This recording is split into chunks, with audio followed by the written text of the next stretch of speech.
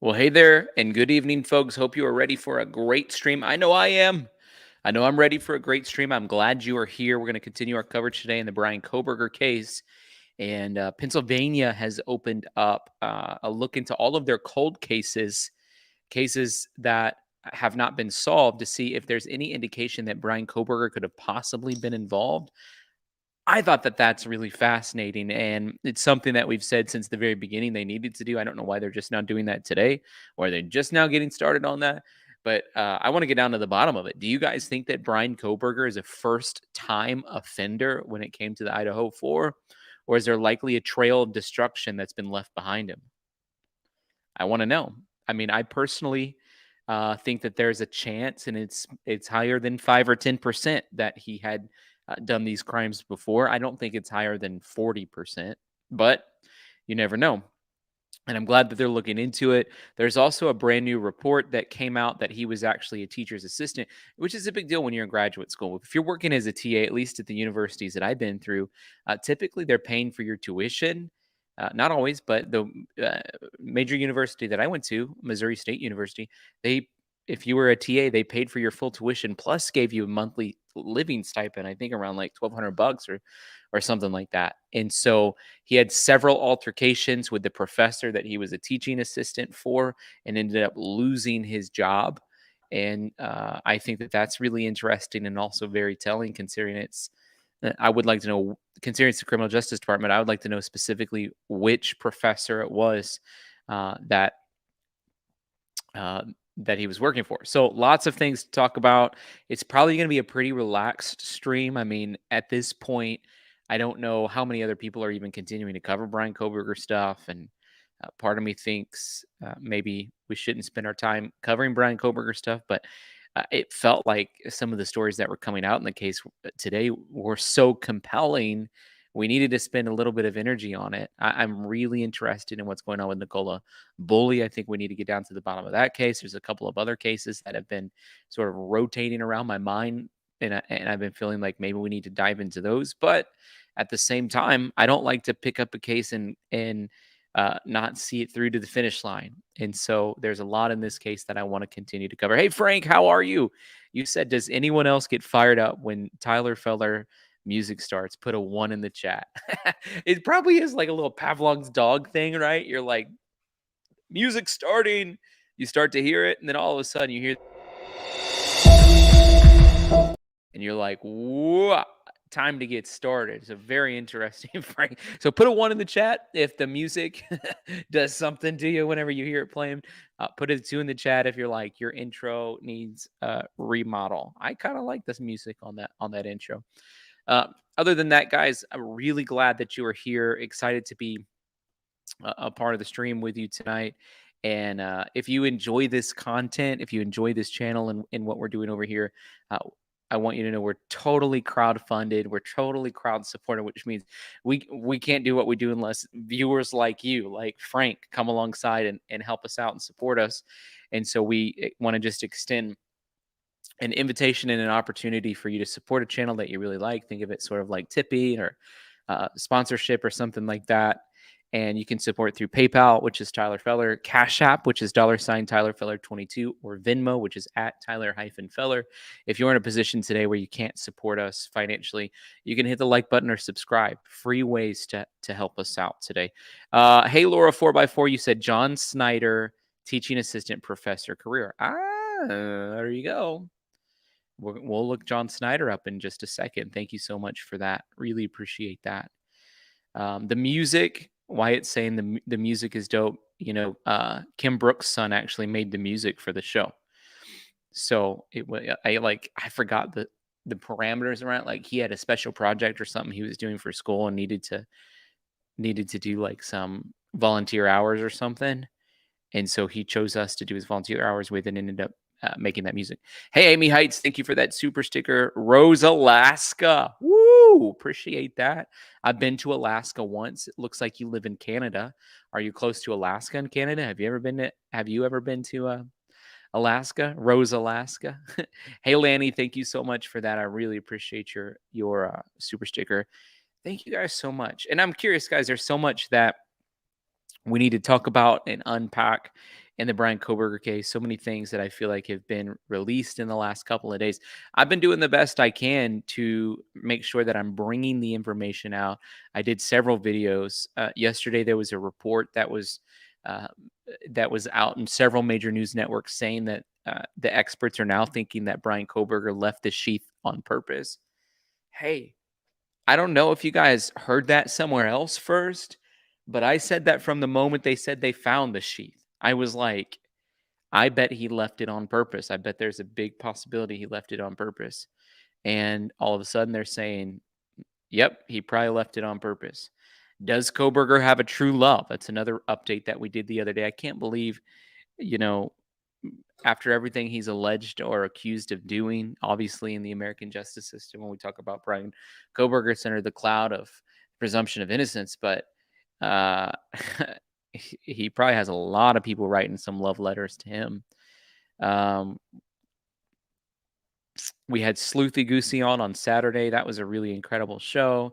And then we saw that the Gonsalves family is fighting against the gag order that was released. So lots of great, hang on, I might sneeze. Sorry, I had to sneeze. Lots of great updates. We're doing the best that we can to get the information out. And I am really tired today. So I usually try to have like the most, to the best of my ability, professional show that I can have. And I think today's going to feel a little more laid back because I don't know if I have it in me tonight. Hey, Annette, thank you so much for that super sticker. Really appreciate that. Thank you for hopping aboard, helping us out, believing in what we're doing here. It's good to see you tonight, too.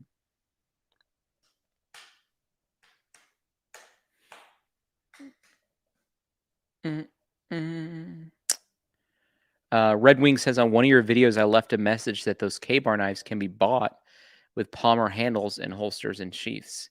Interesting. Hey, Lauren, thank you for that super sticker. Whoop, whoop, whoop, whoop. Really appreciate that.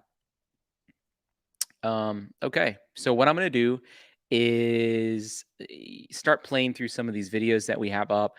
First video is sort of like how he failed to meet the expectations as a teaching assistant. No shocker to me, really, at all. No shocker to me at all. I mean, I'm not surprised one tiny percent because I think being a teaching assistant was probably one of the last things on his mind around the time this rolled around. And also, guys, I've had several people the past little bit just ask for an address if they wanted to mail something to. And I do have an address that's available I don't know, sometimes people want to mail something to me. And it's right. I just put it in the chat. It's in the description of the video. It's 901 Broadway Street, number 22642, Nashville, Tennessee, 37202. Hey, Patty, thank you so much for that super sticker. I hope you were doing well. I've been praying for you, and I'm hoping to get an update on how you're doing. Hey, Kami, thank you so much for that.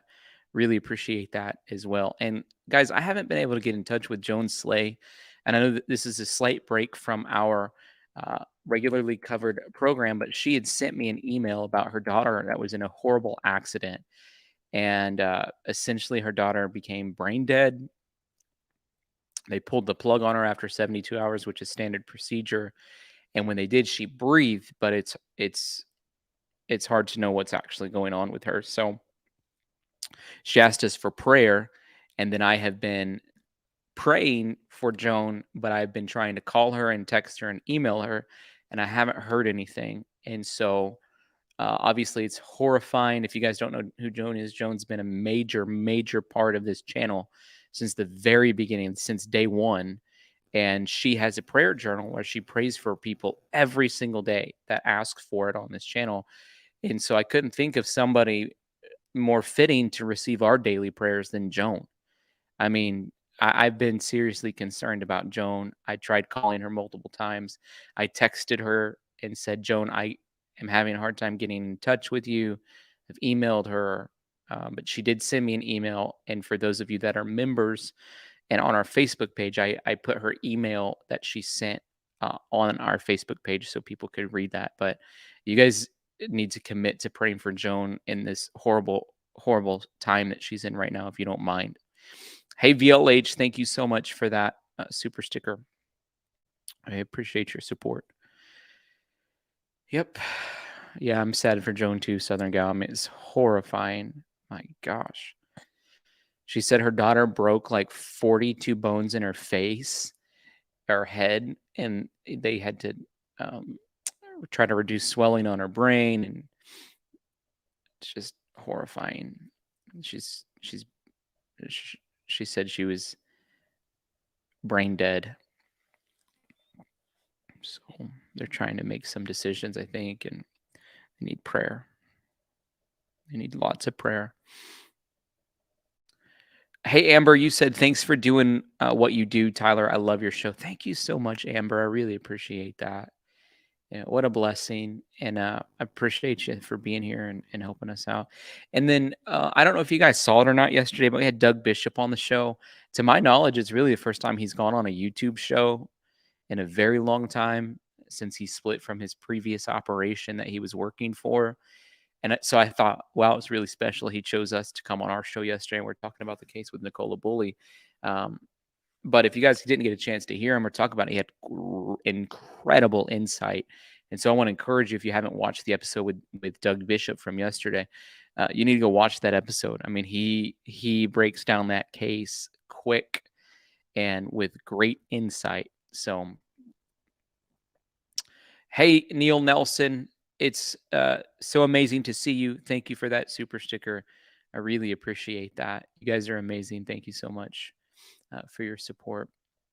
Okay. All right. We're gonna hop into it, guys. Time for us to hop on into it. Oh, I accidentally have this muted. I can tell you that we have 3 different sources where we have put that information together. We reached out to Washington State University. They won't comment on it. It is incredibly quiet and tight-lipped at Washington State University, not just on the administrative side, but also among the students. And that's why I want to bring in our Bryan Enton, who's our senior national correspondent at News Nation. All of this is quite surprising. You know, here we are months after the murders, Bryan, and this information is coming out, and it is very, very hard to get a... It's interesting that Bryan Enton sort of quit covering the he decided to quit covering the Alec Murdaugh case for a time because he went to go in cover the situation with the Chinese balloon thing. So he went to North Carolina or North Dakota because they found out in North Dakota that there's a whole farm that's owned by the Chinese there, and they felt like, what the heck business does the Chinese government or Chinese companies have owning property in our city? And it was connected somehow to the Chinese balloons. So a lot to really unpack and figure out there with Bryan Enton. Hey, Big Mountain, you said, I love this podcast show. Well, we're so glad you're a part of what we're doing here, part of our membership program. It means a lot. But anyways, yeah.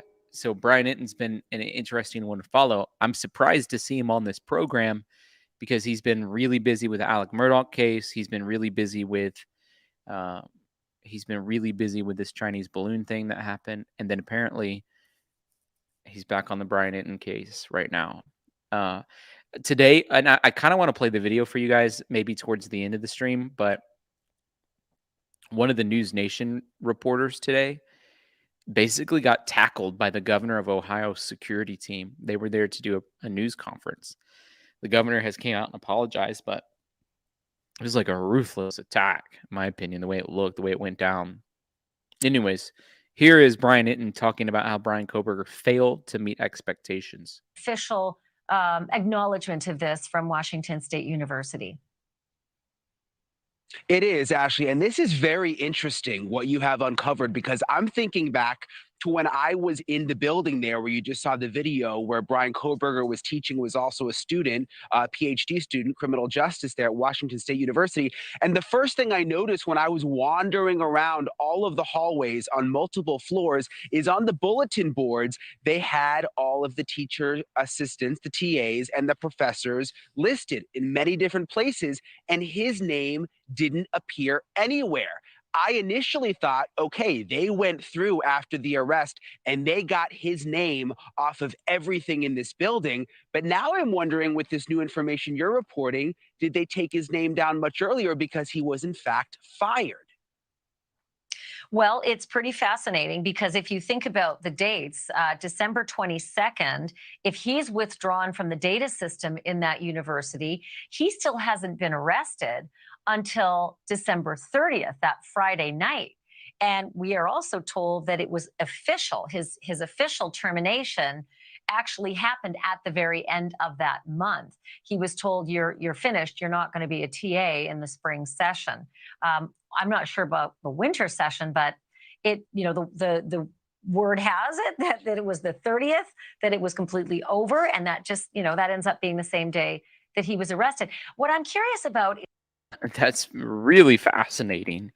I mean, like, really fascinating. Do you guys think he was spiraling out of control because all he could think about were the 4 that he murdered? It's, again, just another piece of circumstantial evidence. You know what I mean? It's just, again, another piece of circumstantial evidence that's pointing to Bryan Kohberger as the guilty party in this. I'm going to sneeze again. Hang on.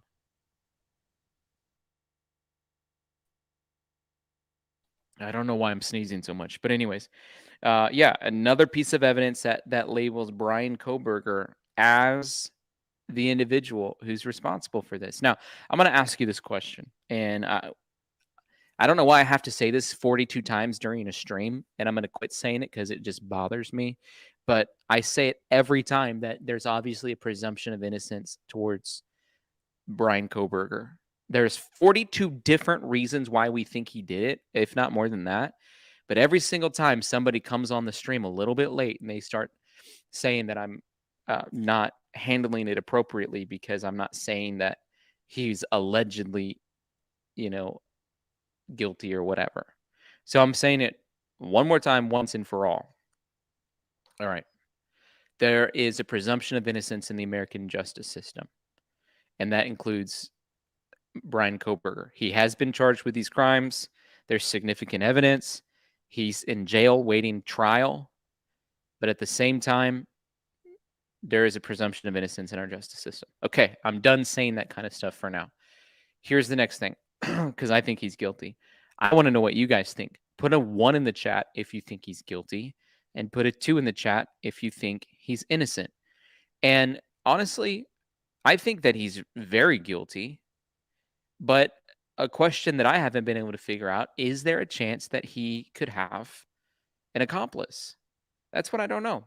Hey, Tina, thank you for that super sticker. Woo! Really appreciate it. Let me just go through these 1s and 2s and see how many. We got 1, 1, 1, 1, 1, 1, 1, 1, 1, 1, 1, 1, 1, 1, 1. So many 1s. So many 1s. So many 1s. I'm not seeing very many 2s yet. So pretty much all of you guys are saying, yeah, he's guilty. Okay, so I want to ask the next question. All the people who come in here and say I need to make sure I'm saying he's potentially innocent, driving me crazy. Obviously, we know that, but at the same time, he's the one who's behind bars, and we're trying to make sense of it. The next one I'm not so sure about. Miss Lily, are you serious? You're judging beforehand. That's a sin. I think you should really reconsider what you think it means to judge beforehand. We're not judging beforehand. If the way that you're saying that means that we're not allowed to have critical thinking at all. And last time I checked, it's inappropriate to try to say what you're saying in that way. I mean, you're telling me that I'm sinning right now because there's literally 995 pages of evidence against Bryan Kohberger. No, I don't think so. And I'm not going to accept you saying that in the chat this way. So I'm going to give you an opportunity to sort of recant what you're saying and reword it. But I'm not judging him. We have 995 pages of evidence that's pointing towards it. And I would appreciate you to change your tone. Okay. So let me see. Do you guys think that he had an accomplice? No accomplice, no accomplice. And I'm seeing the comment about DM. I'm just going to say this. I don't think DM had anything to do with this personally. I think DM had nothing to do with this, but I follow the Idaho University Facebook group pretty closely. And in that Idaho Facebook group, somebody posted today a question I thought was really interesting. It said, "Will anybody want to be DM's roommate again?" And I was like, probably not anytime soon. And I hate to say that. Like, I'm I'm someone who's been very on the forefront of making sure we're not talking negatively about folks that were in the house as well.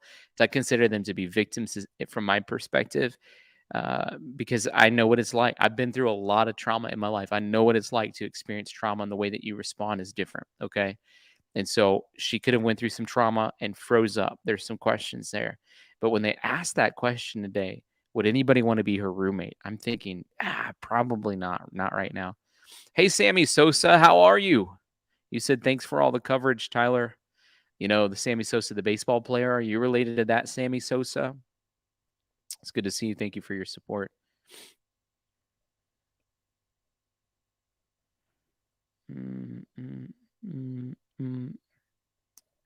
I do think it's possible that he had an accomplice personally. I absolutely think it's possible that he had an accomplice personally. You know, one thing that's interesting too is like we do this thing just as a way to show support to the channel. It's like we invite people to support us through doing what we call a super sticker train. And so we never tell anybody they have to do it. And you know, we had 1.2 million views in January, and it's like a couple hundred people supported us totally. We had a couple hundred people support us, and we had 1.1 million or 1.2 million views, and it was like 420,000 individual people. And then I'll say, hey, we want to invite you to help us support us on the super sticker train. I'll say something like that. And some people will support. Very few, a very tiny percentage of people will support, which is fine. We don't expect everybody to support or even be in a financial position to be able to support. But I get so many messages from people that say people hate my channel because we do the super sticker train, and we'd get more support if we didn't do the super sticker train. I've tested it out. If we don't give people an invitation to support us, if I don't ask people to come alongside and help our channel out, we don't get any. We hardly get any. We'll get like 3. So I want to know from you guys, if you're watching right now, if you hate the super sticker train, let me know. Put a 1 in the chat. If you're okay with the super sticker train, put a 2 in the chat. I'm curious. It's interesting too, because most of the people who are telling me to quit doing the super sticker train are people who've never given.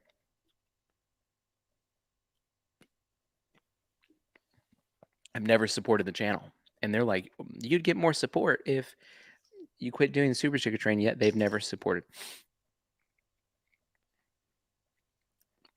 Seems like the majority of you are okay with being on the super sticker train. So it's a dumb name, okay? I'll give you that. I mean, it's not. I mean, I'm open to more creative ways, more creative ideas. If you guys have different ways you think we can do it, I'm open to new concepts and ways to get people to support us. But I know that there's a reality. Like, we can't do what we do unless people help us, unless we have supporters. And so it's just transparent from my perspective. I don't know how much more transparent we can be. I know there's other channels that won't read super stickers unless they're more than $20. It's like, and we celebrate and honor all of them. Thank you, Tina, for coming alongside and supporting us. Hey, Nikki, you said, do you think Bryan's family thinks he's innocent? No, I think they either knew he had all these red flags ahead of time and thought, well, he's in the PhD program, maybe he's snapping out of it,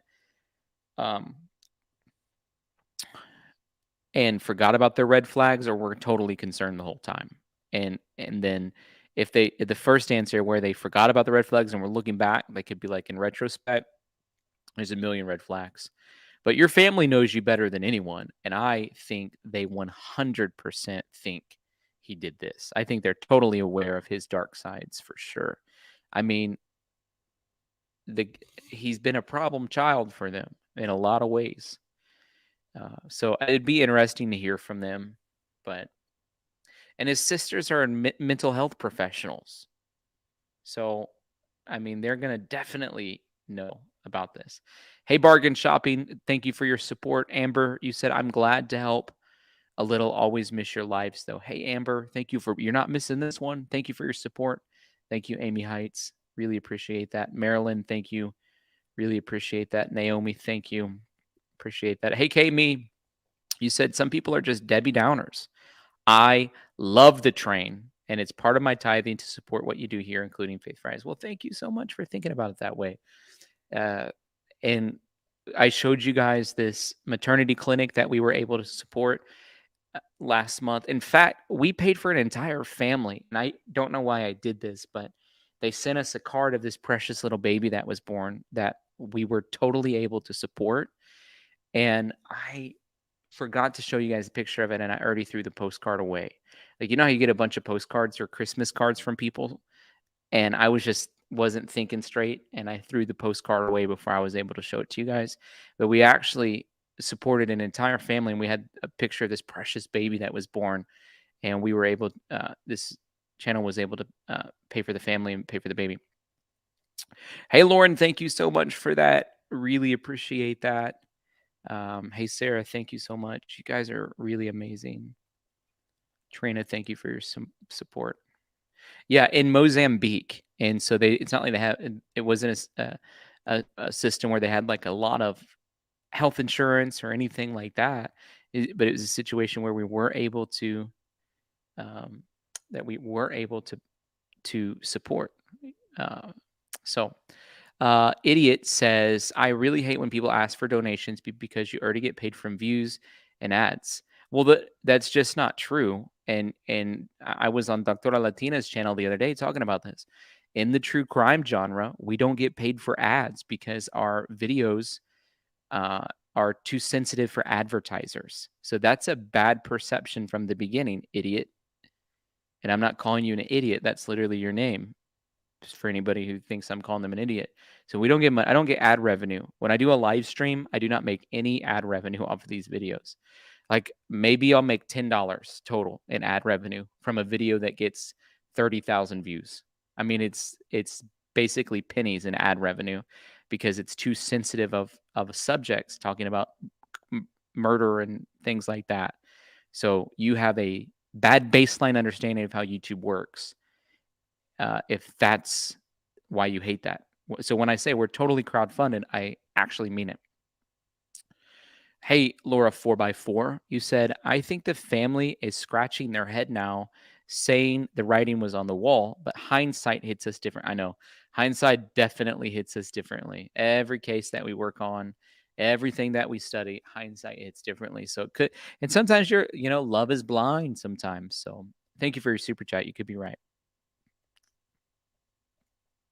Lauren says, I appreciate that you celebrate all the super stickers, super chats, no matter the amount. Exactly. And I actually said that to Doug yesterday before he came on, even though I didn't want to interrupt the interview. I told him, hey, just before he came on, just so you know, I do honor every super sticker or super chat that comes in because I didn't want it to make it awkward for him.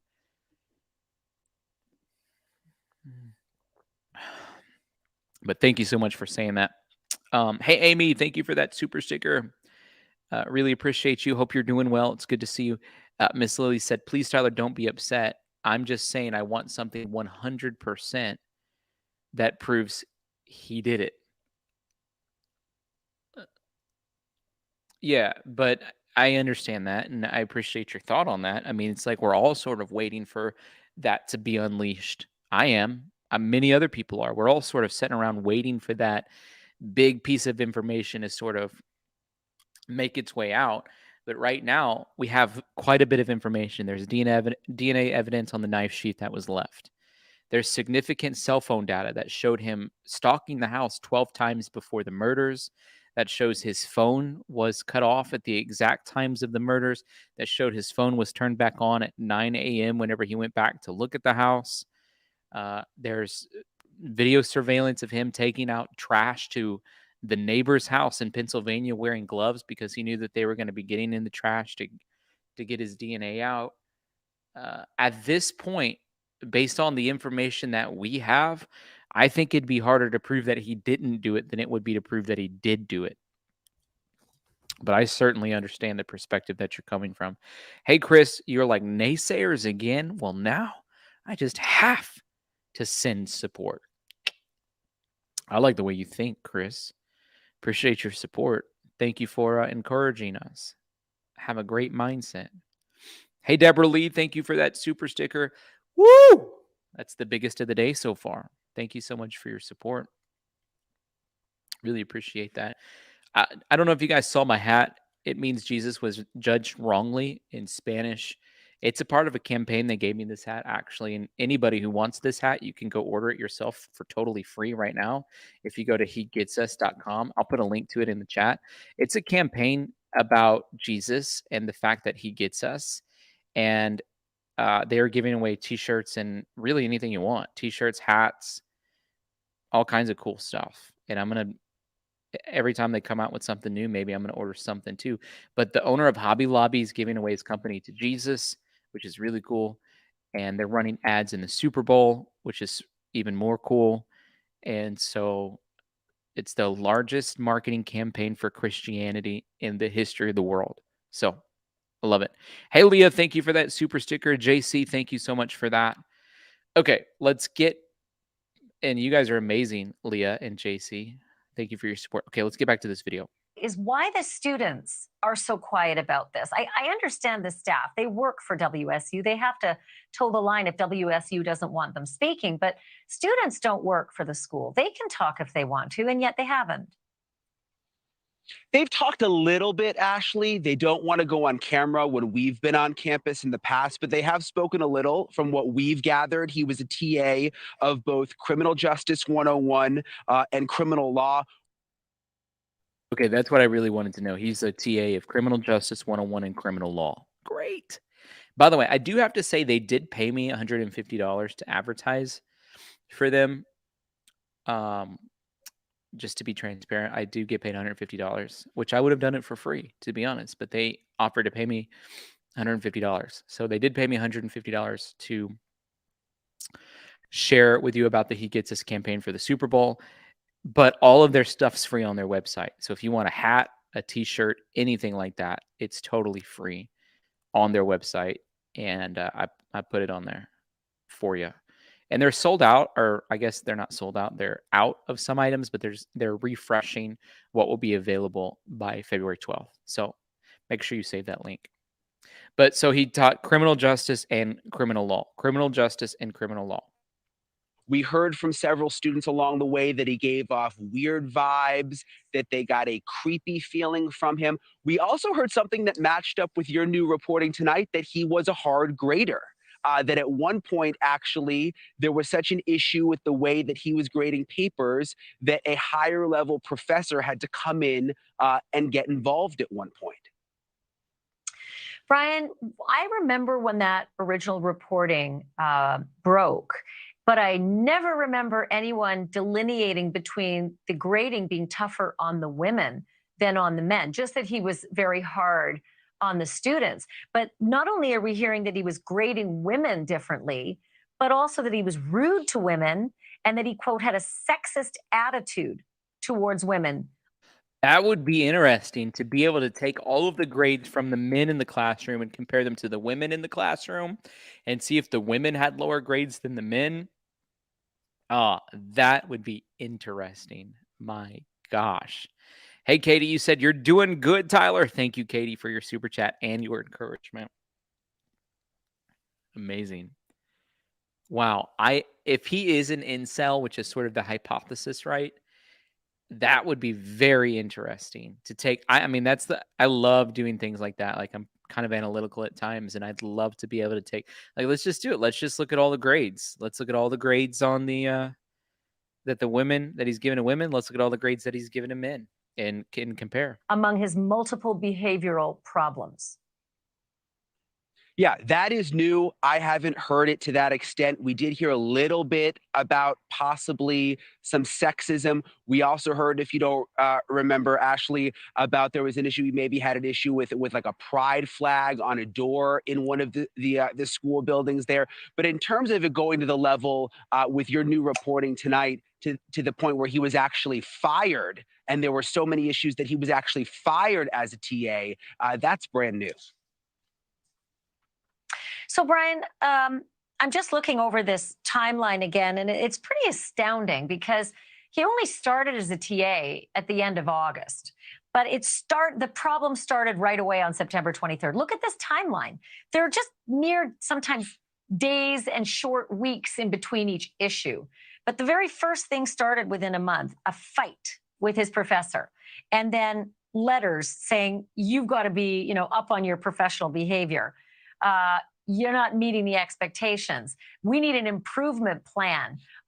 We got to meet about the improvement plan.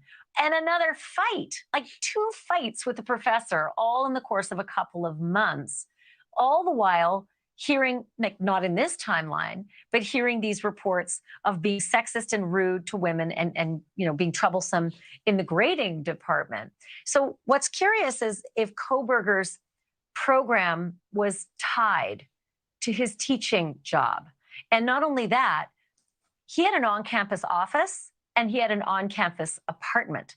And it's possible that those things were tied to his teaching job as well. Yeah, that's what I was going to say. Usually when they're a TA, again, from the experience of the university that I went to, which I wasn't a TA, but I had friends that were, they got to live on campus for free. They got paid a $1,200 a month stipend and their tuition was covered, which is significant. I mean, that's a really significant thing. You get paid $1,200, you get to live on campus for free. And a lot of times, not only are you living on campus for free, but you get your meals too. You get to eat the on-campus meals, and then you're getting paid a stipend in your tuition. So I mean, being a TA, it's a really big deal. Let me just Google it real fast. WSU, or let me type in one. There's more than one WSU. Washington State University graduate. Or here we go. We'll do PhD TA.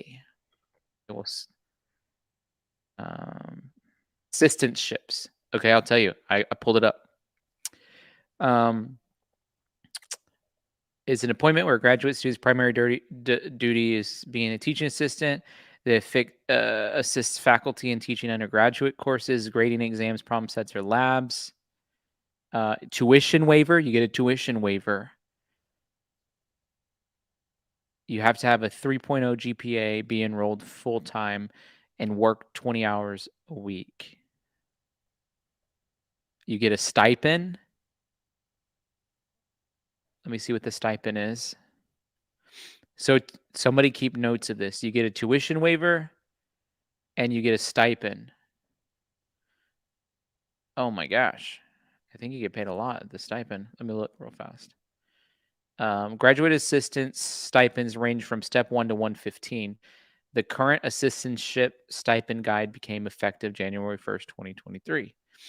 Each step represents a stipend for half-time graduate appointments. Master's in step 32 for PhD. So for 32, he got paid $3,500. So his stipend was $3,500. So he gets paid a $3,500 stipend. He gets his tuition waived. And let me see what else. He gets medical insurance. Oh my gosh.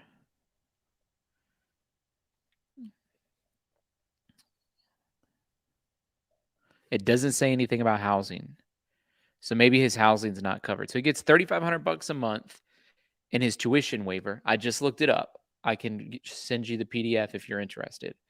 And he gets his tuition covered.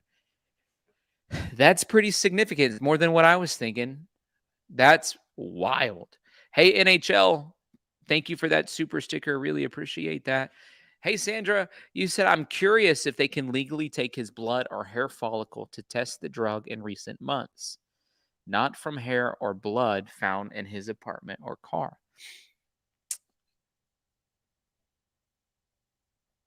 I think they can. I think they can legally do that. Sure as heck. In fact, they drug test a lot of people when they're arrested.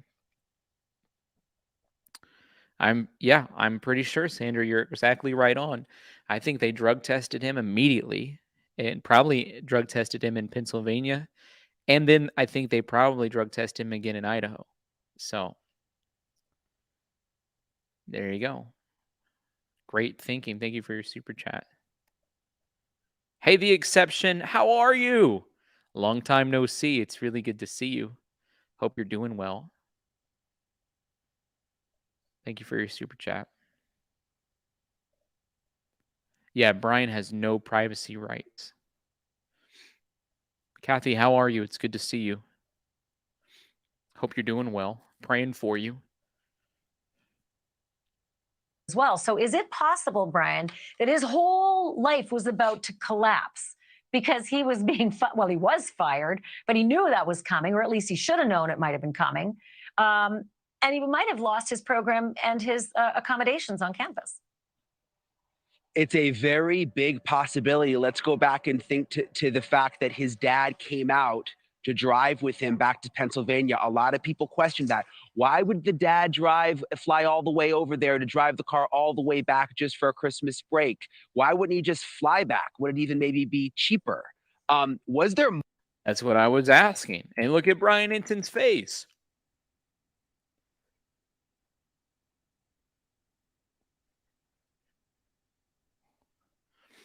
Hey, Bird Q. You said, hey, Tyler, been a while. I'm out of the loop. I'm trying to catch up. Is the disintegration of his TA status, etc., significant timeline-wise to what happened? Yeah, we'll pull it up in just a second. We'll pull up the timeline of the way it broke down. I'll put it visually on the screen where you can see it, but I'll give you the rundown. September 23rd, he has an altercation with the professor. First altercation. October 3rd, he meets with the professor to discuss his professional behavior. October 21st, he received the email about his failure to meet his expectations. November 2nd, he has to discuss his improvement plan with the professor. So we have 4 dates before the murder: September 23rd, October 3rd, October 21st, and November 2nd. So 4 things happen before. So I don't know if it's super lines up timeline wise or not, because then November 13th is the murder. December 7th, he meets with the professors again to discuss the improvement plan progress. But on December 9th is when he has a second altercation with the professor. This sends the professor over the edge. And then December 19th, he's officially terminated. So I don't know, some of the behavior. I could imagine you onboard a new TA and it's a little rough in the beginning. You have a different set of philosophies. I can understand that. So that makes sense. But the second altercation and an escalation of what took place, that makes it a little more difficult, and it could be indicative of some of the stuff that he was going through. So yeah, really appreciate that. Thank you for your super chat. Hey, Tora Michelle, thank you for that super sticker. How are you? Really appreciate that. Hope you guys are doing well.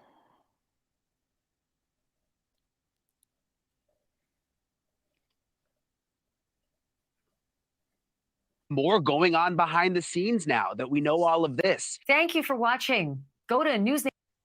Thank you for watching. Okay, Manville. I think it's important because In the Idaho murder case, there's been a lot of focus on the chief defendant in the case, Bryan Kohberger.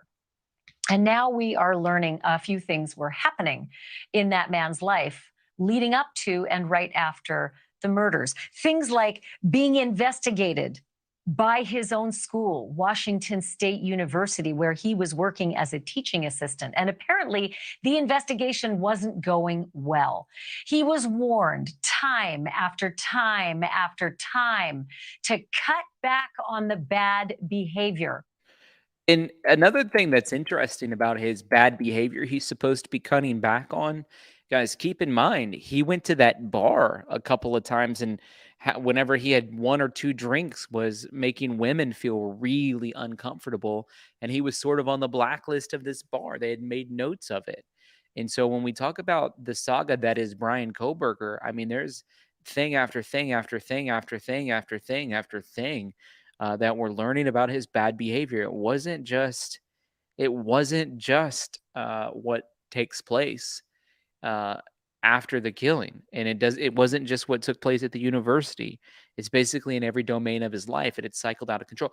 I wish Dr. Lisa Metcalf or somebody like that was on the stream today. We could invite them up on the panel because I have some questions about before a killer, and then this is going to get into what we're going to talk about in a second involving what they're doing in Pennsylvania right now. But before a killer sort of reemerges and starts killing again or kills for the first time, aren't they a little out of whack? Like, don't they get out of whack in their life a little bit? They're a little bit like topsy-turvy in some ways. And things start to spiral out of control until they can get their fix. And it sounds like Bryan Kohberger was spiraling out of control until he was able to get his fix. That's what I think. Hey, Bird Q, you said thanking you, Tyler. So gracious for explaining. It's been a while since I was on. Well, we're really glad you're here, and it means a lot. So thank you, Bird Q. I really appreciate that. I want to thank Chris Hoyt for gifting those 5 memberships. Woo! And also Southern Gal, you gifted a membership as well. Thank you so much. Oh, man. All right, Wyatt, I'll let you on the panel if you have a master's degree or higher in psychology. Just kidding. If you had opinions that were worth the squat, we'd let you on the panel. Welcome all the new members. Woo! Appreciate that. We're told behavioral problems specifically. But time after time after time, he didn't. He got more feisty and belligerent, even arguing with his professors, until they finally decided, you're fired. That's right. Bryan Kohberger was fired as a teaching assistant from Washington State University. I have the actual specifics of this, and I wanted to sort of go through what we have. Okay, guys, I wanted to talk about something that I forgot to mention the other day. So there's a gag order, right? And the Gonsalves family is having to remain quiet because there's this gag order. Yet somehow, like a styrofoam cup that's been pierced with a knife, sewage is leaking out left and right onto Ashley Banfield's lap. I'm curious, how is that happening and who's giving her the information? On top of that, how come one set of parents, the Gonsalves family, have a gag order, while another parent, Xana Kernodle's mom, Kara, has no problem coming on shows and expressing her opinion in the middle of the gag order? Is it unfair justice for one family to the next? Or is Kara doing it unaware of the gag order? I don't know, but I think it's a really unique situation. And that gag order was updated. It wasn't super meaningful, so I didn't really cover it, but it was updated the other day. Hey, Barb, how are you? Thank you for that super sticker. What a blessing. Hey, Bird Q, there should be a little join button. It depends on what device you're on, but the same way that you send super stickers and super chats, I think you can just, there might be a join thing there, or over by the subscribe button. I think that there's a join button there as well. Thank you for asking.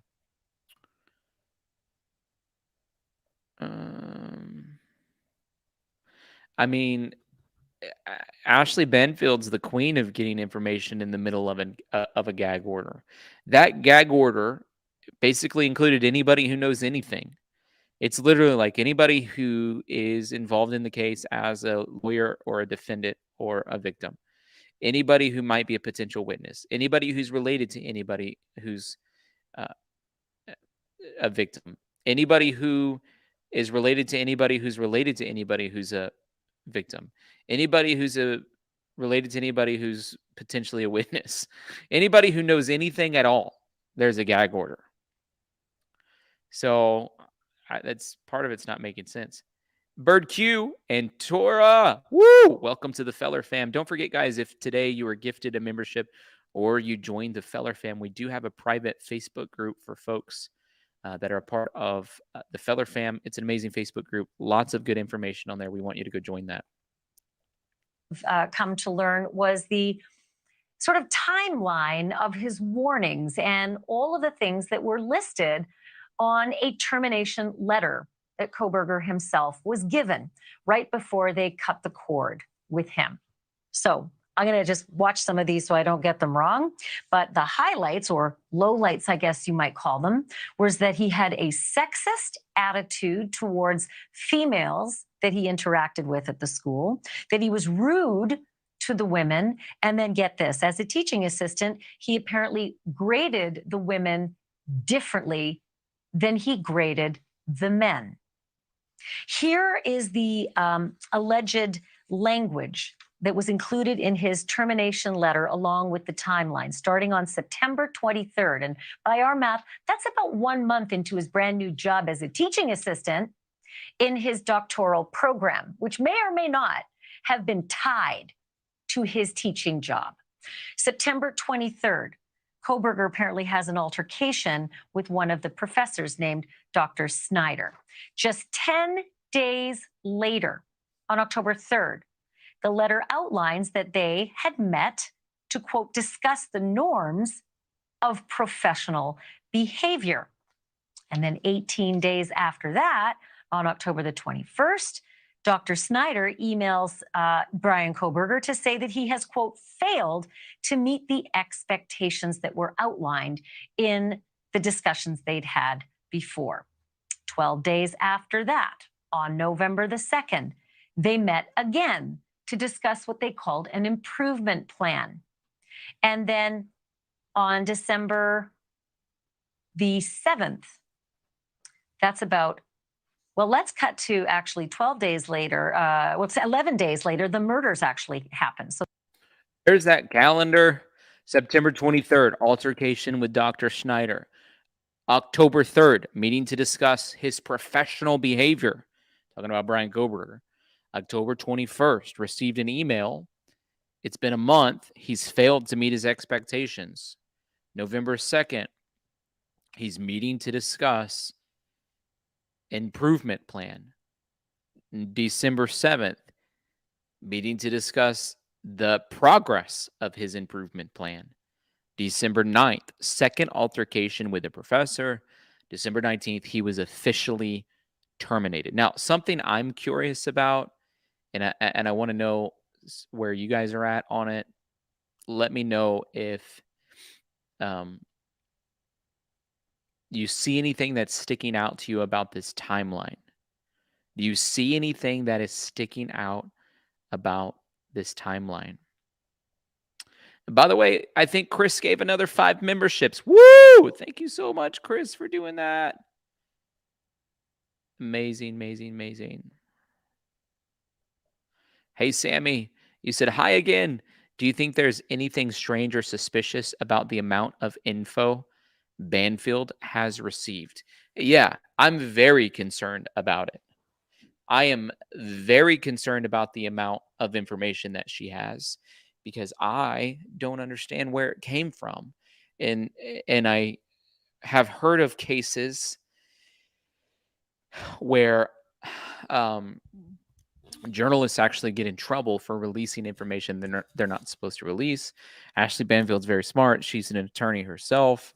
She's surrounded by groups of attorneys at News Nation, so I'm assuming that she's very careful with what she's releasing and how she's releasing it. I get frustrated the same way Sleuthy Goosey does, talking about this idea of like anonymous sources, according to my source. Well, so many people hide behind a veil of secrecy. It's hard to vet whether the sources are real or true or not. In this case, it seems, very specific to be able to say what she's saying. So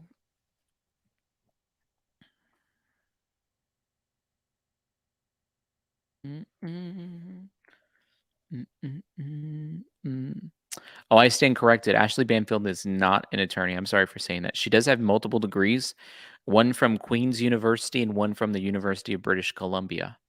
Sorry for saying that. I got a little ahead of myself. I was thinking she was working with John Walsh and was an attorney, but anyways, she was a freelance producer for ABC, and she covered the Bush Gorbachev summit in Russia. And she won an Emmy whenever she was working in Dallas. She fit nicely with MSNBC when she started working because they wanted some younger viewers. She attracted a younger audience at that time, apparently. So then she started working for Court TV, blah, blah, blah, blah. You guys don't want to know everything that I'm telling you about her, probably. She's 55 years old. She's from Winnipeg. She got divorced in 2014. She got remarried to someone else in 2017. That's it. It's her whole life story. But yeah, I'm suspicious about the amount of information she's getting for sure. Hey, Chris Hoyt, you said I was scheduled for a shoulder replacement. The second opinion says, nope. Petitioned our employer to be reclassified as we've been working out of pay grade. We're getting a 25% increase. So I am celebrating. Wow. That's major. I mean, that's like really a big deal. Congratulations. And also amazing that you were able to get, it sounds like the blessing of the Lord upon you. So healing power of the Lord, maybe. I don't know.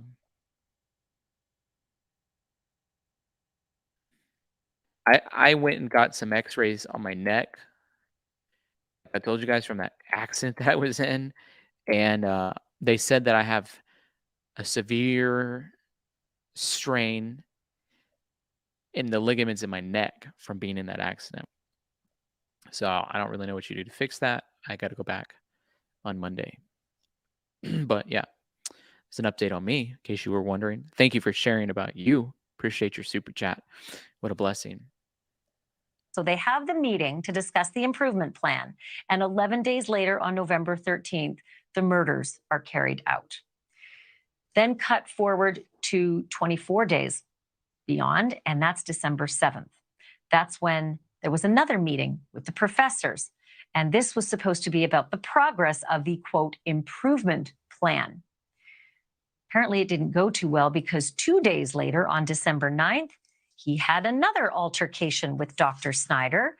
And here's the quote, in which it became apparent that you had not made progress regarding professionalism.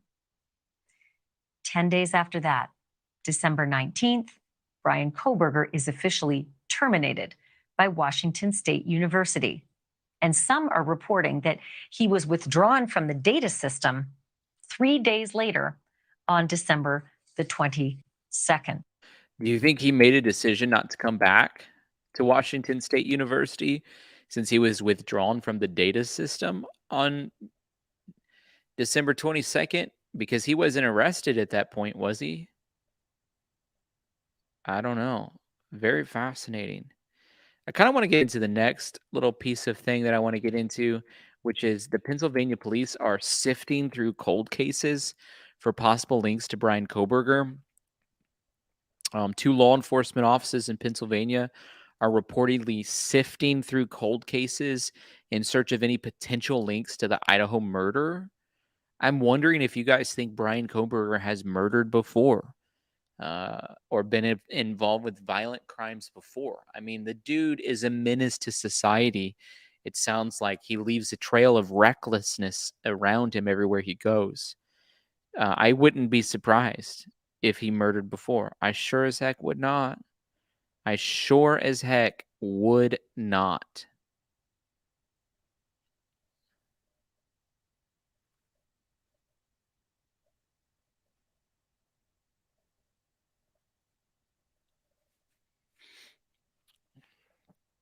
be surprised.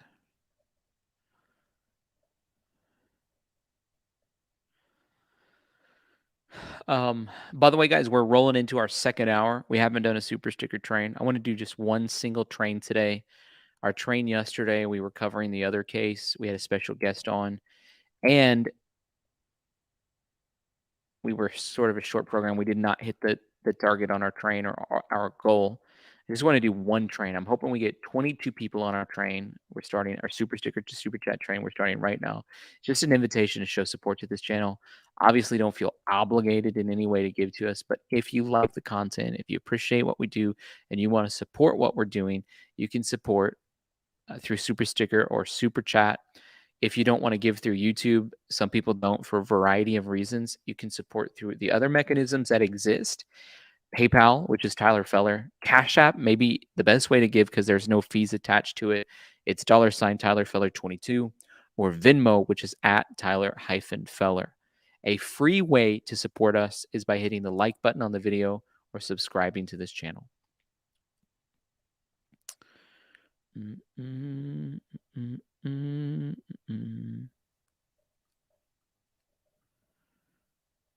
Thank you, Patty, for being so quick to hop on the gun and help us out. Hey, thank you, Laura 4x4. Really appreciate your support.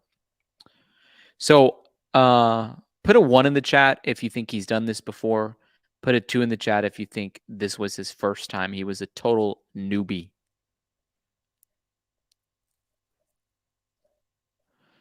Junebug, I don't know. You said, what are your thoughts on Ashley? I don't know. You said, the more I tune in, the more I question the integrity of her interviews. I'm not convinced she gives the right info. I think she gives pretty good information, to be honest, like as far as, is it rooted in a source that's credible? Is she exploitive? That's what I have a problem with, because I felt like what happened with Xander Kernodle's mom, that there was an exploitation that took place.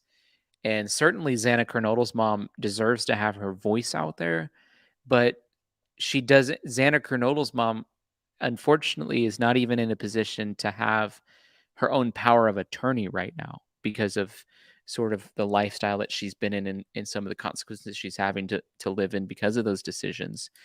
And so she's not really in a great mental state to be doing a whole circuit of interviews, in my opinion. And I think Ashley Banfield sort of took advantage of that. There's ways that Ashley Banfield could have allowed her voice to be at that was a little more protective in nature. And I like to see people protected. That's one of the things that I'm passionate about. It's like when people are in vulnerable positions, you need hands of protection instead of exploitation. And I think we saw a situation where there were hands of exploitation instead of protection, and those hands belonged to Ashley Banfield. And it didn't set well with me.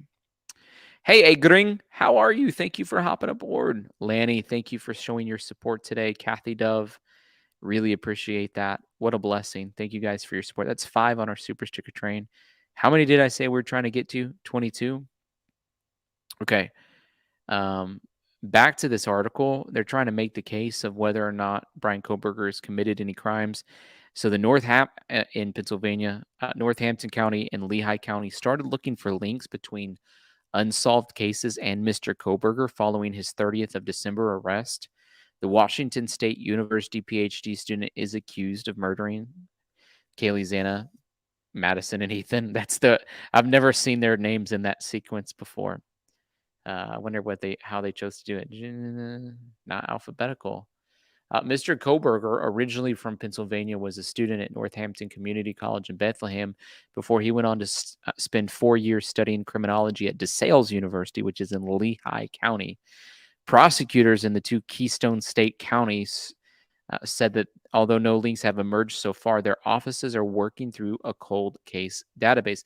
And I know one of the things that I saw, I think Joseph Morgan from the Body Bags podcast come out and say that essentially they needed to do a better job of checking into any cold cases anywhere that Bryan Kohberger had a domicile, is actually the words that he said. He said it on the Dr. Phil show. They needed to check into it because there's a high chance that there's a trail of murders behind him as well. Hey, Kathy W said, such a sad case. I agree. Roseanne Andrews, how are you? Oh, thank you for being a part of the Feller fam too. Hey, June Bug, Deborah, really appreciate your support. It means a lot.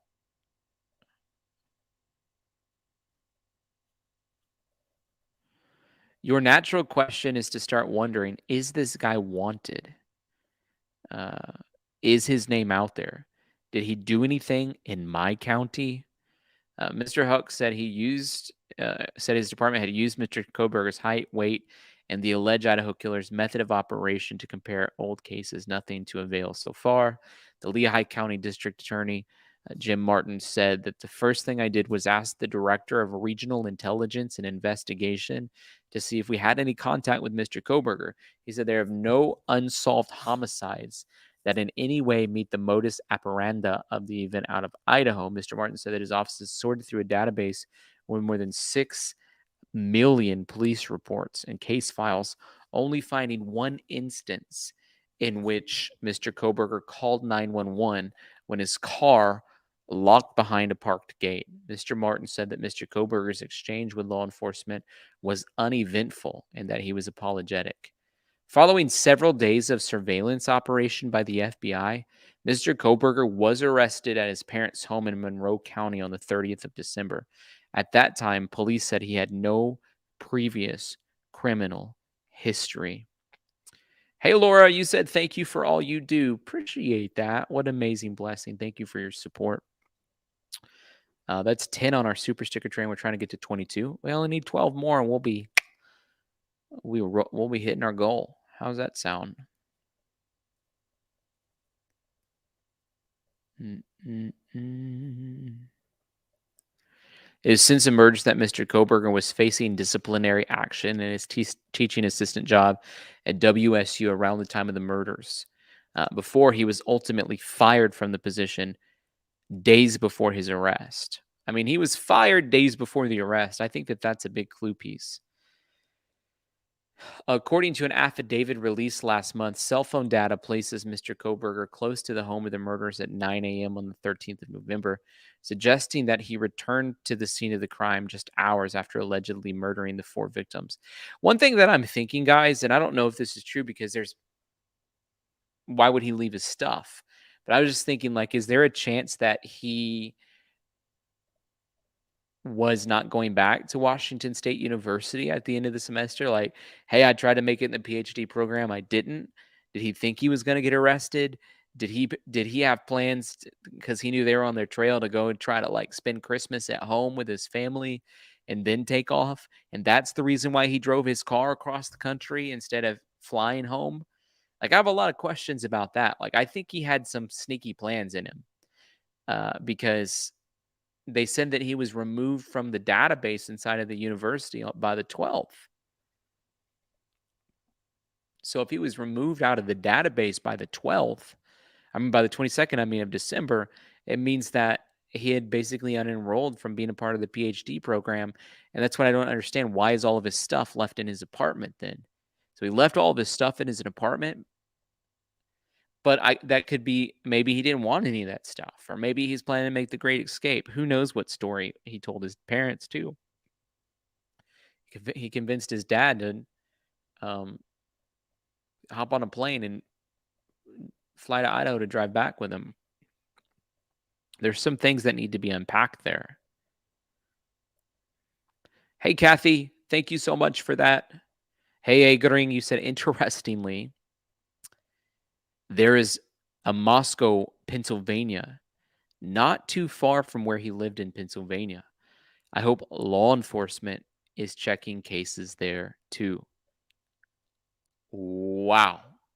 That's interesting. He might have a thing for Moscow's. We should check in Russia while we're at it. You never know what this dude's motivations were. I think if they did a deep dive on his search history on his computer, you can learn a lot. I think you learn a lot from somebody from their search history. If you start searching people's search history, I think you can learn a lot. Police also said that his DNA was found on a knife sheath left behind at the scene by the killer, and his white Hyundai Elantra was caught on surveillance footage at the time of the scene of the crimes. One of the surviving victims was able to partially describe the killer to investigators after she came face to face with him in the aftermath of the murders. Acquaintances of Mr. Kohberger spoke with King 5 and recounted the suspected murder struggles as a teen. Jack Bayless, who met with Mr. Kohberger when they were 8th graders, told the network that Mr. Kohberger struggled with heroin. He says he's always been fascinated with kind of how the brain works and how people think and why they do what they do. I want to say he wanted to be a cop when he was younger. Verner James told the news that while he was working on a class project with Mr. Kohberger at DeSales, he realized the criminology student could be manipulative and cold. We're approaching the due date, and I was feeling like I was left out to dry. Very tense stare when confronted, which there's a lot of reports of him having a very intense stare. He said, I remember that I'll never forget that he was looking right into my soul almost, as we were having this back and forth.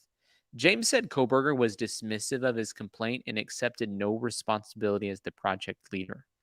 At DeSales, Mr. Kohberger studied under renowned forensic psychologist Catherine Ramslin, who apparently was supposed to be the expert to catch killers before they killed and couldn't do it in this case. He also carried out a research project to understand how emotions and psychological traits influence decision-making when committing a crime. I want to read that paper. I have a deep desire to read his research paper. Hey, Laura 4x4. You said Bryan Kohberger thought he was coming back. He left his computer and he registered his car in Washington just before Thanksgiving. I think WSU is backpedaling. Okay, cool. That's interesting. That's a good point. The license plate, I could see going either way. I think he was getting the license plate because his was expiring. He's looking to cover up. And he hadn't lost his graduate assistantship yet at that time. And I don't know what the computer is. Was the computer given to him by the university? Was it their computer or was it his? So there's some things there. So the evidence is not enough for me, but the thought that WSU might be backpedaling, now that's a thought that I can wrap my head around a little bit better. We're in eastern Pennsylvania. Bryan Kohberger spent his teenage years and most of his adult life here. That includes stints at 2 local colleges, including DeSales.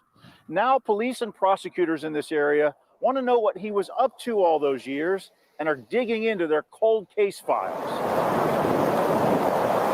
Just outside the open wilderness and resort towns of the Pocono Mountains lies a neighborhood called the Birches. It's just a very quiet community. These are the streets an accused killer once roamed as a teenager. I've definitely seen it on TV. Who hasn't? Now, Lynn Klein and others in the Pennsylvania communities where Bryan Kohberger lived until last year want to know if he could have committed any crimes before he was charged with the murders at the University of Idaho. Because anybody or any family that's been harmed or done wrong to deserves to know the truth. It isn't just citizens. Police and prosecutors have asked the same question. Your natural reaction is to start wondering, okay, is this guy wanted? Is his name out there? Did he do anything here in Northampton County? Terry Houck. Terrence Houck is district attorney of Northampton County and leads an office of more than 20 prosecutors and a half dozen detectives. It's here at Northampton Community College where Bryan Kohberger took his first courses in higher education, graduating here in 2018. After Kohberger's arrest for the Idaho murders, Northampton County's district attorney ordered a review of unsolved cases. They ordered a review of unsolved cases. Donna D, are you following Catherine Ramslin? BTK was fired. Kay Rawson. Are you talking about Catherine Ramslin or somebody named Kay Rawson I've never heard of? BTK was fired and he killed. Interesting. So there are a lot of similarities between BK and BTK. And maybe BK was trying to be BTK because he so looked up to his professor. So, great point. Thank you for your super chat, too, by the way. That's number 14 on our super sticker train. We're trying to get to 22. I'm wondering if we can get 8 more of you guys to hop aboard and help us out within the next 8 minutes. 8 more in the next 8 minutes. It'd be a major blessing. In his county. We have a crime information center that compiles information of people's description, size, weight, height, method of operation, things of that nature. Obviously, you wonder whether or not there was any criminality that he committed here in Lehigh County or in the environs. Jim Martin, district attorney of the neighboring county, Lehigh, also ordered a review of unsolved cases. Lehigh County is home to DeSales University, which Kohberger attended after Northampton Community College. He spent 4 years here studying criminal justice. Bryan Kohberger. Earning a master's degree last summer. What does law enforcement do given that he did spend time here? Well, we have a resource here called the Regional Intelligence and Investigation Center. It's the first thing I did was I asked the director of the RIC, as we call it, to see if we had any contact with Mr. Kohberger. A data search of more than 6 million police incident reports in Pennsylvania turned up only one record with Kohberger's name. He called police from this bike trail one night to report that his car was locked behind a park gate. There was a response from him thanking the police and apologizing for the inconvenience. The district attorney in Monroe County, Pennsylvania, where Kohberger grew up and where a SWAT team arrested him on December 30th, did not respond to our questions. But in Northampton and Lehigh counties, both district attorneys say their investigations have found no links to Kohberger and any unsolved cases. Kohberger kind of looks normal in this picture. Most of the pictures I see of him, he does not look like a very normal person, but he looks pretty normal right there. Hey, Amy Heights, thank you for that super sticker. Really appreciate that. Hey, Kim, D said, do you know if there was blood on the sheath or just DNA? I would assume that there's blood on the sheath because it was under the bodies. So I couldn't imagine how it wouldn't have blood on it, to be honest. But it didn't have his blood on it. It had Madison and Kaylee's blood on it and his DNA on the button snap. You said also, you're awesome and a great educator. Woo! Thank you for your encouragement. And you said, thank you for all you do. Thank you for all you do. Hey, River P, thank you so much for that. It almost sounds like I say P in the river, River P, but I know that's not what I'm saying. It's just your initial. Thank you for your super sticker. I really appreciate that. Hey, Kathy Dove, you said Bryan practiced by skinning the dog. Now, that is probably true. And I think, Kathy, my theory on that is that, he was skinning the dog to see if anybody caught him on any of their Ring cameras or surveillance footage. And since he wasn't caught doing that, he probably felt like there were no cameras that were watching. And that's one of the ways that he was testing out to see if something like that would have been seen publicly. That's my assumption on why he skinned the dog.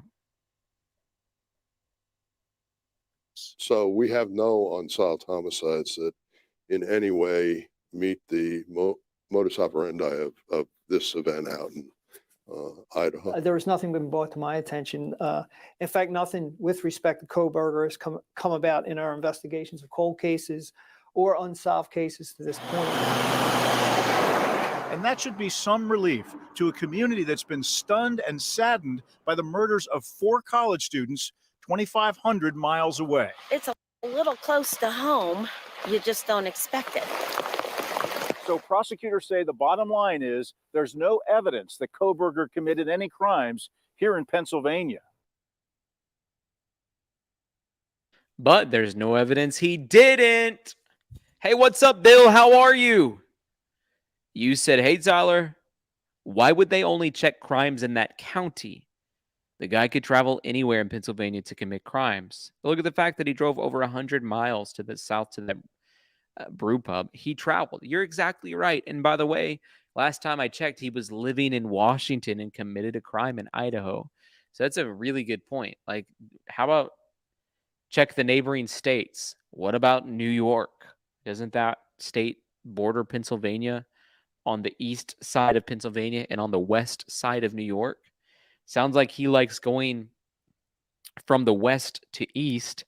Did he move from the west part of Pennsylvania to the east from, well, I guess it's the eastern part of Pennsylvania to the western part of New York. Did he do that? So great point. Great thought. Really appreciate that. Thank you for your super chat too, by the way. You guys are amazing. We have the most amazing people that are a part of this channel. I really believe it. And by the way, those of you who've just been sort of watching this Bryan Kohberger case, I'm curious to hear from you what other cases you'd like to see me cover. Because, like, for example, we have a lot of people that are watching the show tonight. I did the episode last night with Doug Bishop talking about the Nicola Bully case. We had less than half this amount. And the night before, we had less than a third of this amount watching. So I'm curious, what cases do you guys want me to cover? I tried doing Alec Murdaugh. There wasn't a whole lot of traction there either. I think people sit around and watch that trial all day long. They don't want to come to this channel and hear me talk about it. It's the way I felt. And what am I going to say that you didn't see in the trial? Maybe just sum it up and speculate about what is going to happen. There was a bomb threat. I don't know. So the Vallow case, we've covered quite a bit. I've already done the John Benet Ramsey case. Working on possibly doing another John Benet Ramsey video. So Nicola Bully's case is the most interesting to me right now because she's missing. The problem is that they're not creating enough content around it. Like if that was in the United States and it hit the news, like News Nation, Court TV, everybody would be making specials about it and talking about it. So, hey, Carrie Bryant, how are you? It's good to see you. I'm glad that you're a part of the Feller fam too. You said, I've had a massive infection, but getting better now. Well, we're praying for you. Would you guys commit to praying for Carrie with me? Put it in the chat if you would. Tag her. That way you know you're going to pray for her. Love watching the show. Well, we're glad you're here, Carrie. Thank you for your support. Hey, Frank, how are you? You said the dog incident was on October 21st. Does that align with the TA timeline? It certainly does. I mean, that's when the heat is really on. By the time October 21st rolled around, in fact, I think it might have actually been on October 21st, he was in a situation where he had not met expectations on the progress that he was supposed to be meeting. He got in trouble, I think, like on September 23rd. So you're right on the money there, Frank. Great point. Hey, Satara. Welcome back to the Feller fam. Glad to have you. Caleb says Idaho 4 and the Murdaugh case. I made a whole video about the Murdaugh case, and I was pronouncing it Murdaugh, and it's a really cool video. But maybe I'll show part of it to you guys. I don't know. But I didn't want to post it online because everybody's going to come at me for saying Murdaugh instead of Murdoch. And so I'm like, gosh, it's not worth the pain and trouble. Hey, Mickey Duff, thank you so much for that. Really appreciate that super sticker. Maybe the Lindsay Clancy case. Okay, I'll file a note away in my mind about that. I'm taking a mental picture. Lindsay Clancy case. I'll look into it. Sammy Sosa, you said the Nicola Bully case is interesting. Appreciate the videos you put out since not so many channels are covering it. I know. Yeah, there's not a lot, is there, covering this. So, yeah. Thank you so much for that. I really appreciate your super chat. You guys are amazing. Thank you for the great suggestions. I can't wait to look up some of this stuff. Some of the ones that you guys are telling me to look into that I hadn't quite heard of yet. You guys are amazing. And then a whole bunch of other people who are more like ticking time bombs and would like to see him blown up. Because as it turns out, there are multiple letters coming in to the Moscow jail, and they are threatening the life of Bryan Kohberger. And they are not treated like the love letters, slightly different. For that, I turn to the guy I know who knows everything about prisons and jails, and that's Larry Levine. He's the director and the founder of Wall Street Prison Consultants. And also with me tonight, Dr. Michael Aaron. He is a psychotherapist and a certified sex therapist specializing in fetishes. I think he might be able. This dude, every time he comes on, I think it's so strange that he goes on national TV wearing sunglasses, make a statement about it, and then dozens of people get mad at me. I don't know about you guys, but there's something strange about wearing sunglasses on national television. It's my thoughts. I'm entitled to my opinion. It's not judgmental. It's my opinion. I'm not judging him. It is just my opinion. It's kind of strange. Able to get me off the ledge on this one. First to you, Larry Levine. When a threatening letter comes in, ultimately saying that they want to see this guy dismembered or whatever it is they're threatening, what's the protocol? Does he get to see these letters? No, they're not going to do that. And they're going to refer it over to the postal inspector. And they'll launch an investigation and try to track the letters back. But you know, this is nothing new. Look at Jodi Arias, the Menden brothers, Scott Peterson, Charles Manson. They all received letters. I mean, Charles Manson married somebody that was writing letters to them. It's these women that I spoke to Jacqueline Pavillari, my colleague, who's a psychologist, and she said that these women are insecure and they lack self-esteem, and that they find that the men, they're not available, but they are. They know that they're not cheating on them. Thank you for watching. Go to Newsnation. Why was that clip cut short? We didn't even get to hear Dr. from the Scott. sex therapist. Hey, Bill, you said, I agree on the sunglasses. Thank you. I'm glad that somebody does. Really appreciate that. Glad I got one person in my corner. Thank you, Bill. Bond. He's a criminologist, a professor. He's the author of the best-selling book, Why We Love Serial Killers, The Curious Appeal of the World's Most Savage Murderers. Dr. Bond, you probably just heard the breaking news that we just reported on all of these conflagrations that Bryan Kohberger seemed to have been having with his professors, with his students, and with other people among the staff, to the point where he was cut loose. He was fired from Washington State University from his teaching job. I just wanted to get your initial reactions to sort of that behavioral profile as you look at then now what he's accused of. Oh, absolutely. And first of all, thank you for having me on this evening. And I wanted to say, I was thinking about this myself.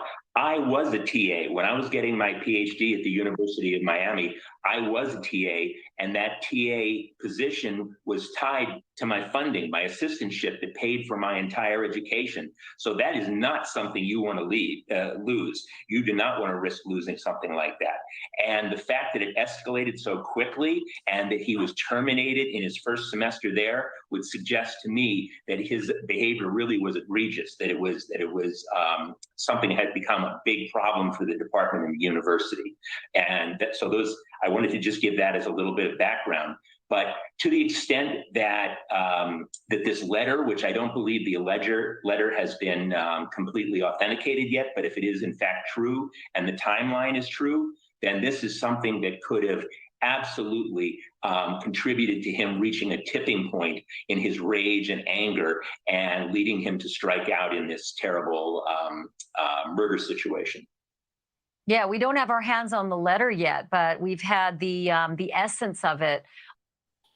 Hey, Lacey J. I mean, Miss Lacey J. How are you? It's really good to see you. You said, I agree about the shades unless he's had an injury to his eyes or something. Yeah, I mean, there could be a story we don't know about. That's true. But other than that, I agree that you agree. Appreciate your support, too. Hope you're having a great day. What's the weather like in Idaho? Authenticated by a source close to the investigation. And that's the next best thing without actually getting your hands on a copy of the termination letter. And obviously, you know, when it comes to those kinds of, you know, staff and policy, you know, obviously administrative staff policies, employment records are pretty private. It's hard to get your hands on those things. But I'm curious about. River says, I have light sensitivity. The sunlight or any light hurts my eyes. I have to live in almost darkness. I have blackout curtains in every room. I mean, it could be true. I mean, I get all that. Likely he wouldn't be running like a major corporation or even doing media appearances in general, right? But I could be wrong. So who knows? And I'm sorry that you have to go through that. That's terrible. Thank you for your super chat. Oh, yeah, I was so curious when you said that for you, the teaching assistant job was tied to the actual program. And I'm guessing that that's not a far stretch to suggest the accommodations that were on campus as well might have been part of that too. So there could have been a lot of stress. What I can't understand is the utter bravado that it would take if all of that was on the line and you're getting warning after warning and a helping hand to try to work through your problems. What kind of personality do you think this is that would literally thumb his nose at the authority that hold his future in their hands? Great question. And this crime that he committed is actually a mass murder. But I've been saying for some time now that the more that we learn about him, his development and his progression seems more similar to a serial killer. And I've studied serial killers extensively for some time. And so this didn't just happen, Ashley. I think that he was evolving, developing over a period of time. And he reached a tipping point where he simply couldn't take it anymore. And he had to act out on his fantasy of killing. And so something like this, where the rug had been pulled out from under him, his funding, his home, as you said, which I do believe was probably tied to his assistantship and his TA position, it could have just pushed him over the edge to the point that he had to act out. And because the escalation was already there. As you said, he was in trouble by September. So this is an interesting perspective. I was almost saying it the opposite way. I was like, this dude's ready to kill, and so he's acting out. This guy's saying, well, because he was in so much trouble in the other domains of his life, he then acts out. Interesting perspective. Will somebody tell me how to pronounce this appropriately? Jesus fue mal juzgado. Is that close or not close? By October, the murders took place in November, but he already knew that he was in deep trouble by then. Well, he still has the presumption of innocence, and these are allegations against him until they're proven in a court of law. So at this point, he is an accused quadruple murderer. I'm still just so astounded by the sexism and the allegations that he was grading the women differently than the men. And that to me would be a big... That one bothers me a lot that he would do that. It bothers me a lot that he would grade men and women different. Hey, Laura 4x4, thank you for your super sticker. Really appreciate that. I can't remember if we've reached our goal on our train or not because I lost track, but I think I know a lot about Sjogren's syndrome, River, believe it or not. I actually know a lot about Sjogren's syndrome. I've studied all kinds of weird syndromes and diseases in the body. And there's some really interesting things about Sjogren's syndrome. Did you know that one of the healthiest things you can do, and there's certain places that can do it, they can take your like blood or even tears from your eyes and make your own tear samples to put in your eye for your dry eyes. And that's actually the healthiest thing to do for you. Because sometimes your eyes would reject eye drops from a company, but there's actually a lot of eye doctors that are optometrists that can make your own off of your own eye, off of your own blood, and off of your own DNA, and then your body 100% accepts it. And it works out really well, and it helps guard against the transition into lupus. It's interesting. I listened to the way they did it, Mickey, on an interview before. I don't know. They can do all kinds of stuff with our blood. So they're really smart. But the best thing you can do if you have Sjogren's is to have eye drops that are made from your own blood. That's the number one best thing to do. Good night, Cozy Mom. red flag for those teachers, or should have been, and perhaps they did catch it very quickly as they started right in September. Can't thank you enough. So just so enlightening. Dr. Bond, thank you. Appreciate it. My pleasure. Have a good evening. Thank you for watching. Me too, Miss Lacey J. I am a big fan of natural healing. Healing from Jesus Christ and healing from things that are not made in laboratories. Those are my two main methods. So I'm right there with you. I'm like naturopathic as much as I can possibly be. Although I do believe in medicine when necessary, when the risks of not taking the medicine are worse than the risks of taking the medicine, which unfortunately happen, and they're happening for me right now. There's a medicine I have to take due to some of my long COVID symptoms because the risks of me not taking the medicine are more significant. WPBF 25 News investigation connected to the arrest of the man charged with murdering 4 University of Idaho college students, specifically the method used by Idaho police involving DNA and genealogy to find their suspect, Bryan Kohberger. Police didn't mention it at all in the arrest affidavit, so some think, well, that's just a rumor. It didn't really happen. But through exclusive sources, our investigative reporter Terry Parker. Here's some other channel that we've never even heard of, Channel 25, having exclusive sources to leaked information about how a family tree and DNA identified Bryan Kohberger. Friends, this is the kind of thing that I've been talking about the entire time. When the issue of the gag order comes to place, it almost seems like there's picking and choosing of what's allowed to be released. How come on one hand, the Gonsalves family is having to fight for the gag order, but members of other families are speaking to the media freely? How come on one hand, attorneys can't come out and make any statements on behalf of their clients without fear of being held in contempt of the court? But on the other hand, there's information that's leaking out left and right. Ashley Banfield seems to have a pulse on every single secret source in the whole wide world, and apparently Channel 25 does as well. They said, according to exclusive sources, there's nothing about this that's been mentioned in the affidavits. The probable cause affidavit said it's being released, which is fine.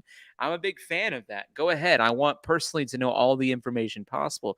But at the same time, I want the case to be protected to the nth degree as well, because I want to make sure that if there is a guilty judgment, that there's not a chance for mistrial, that there's not a hung jury, there's not information that has to get thrown out.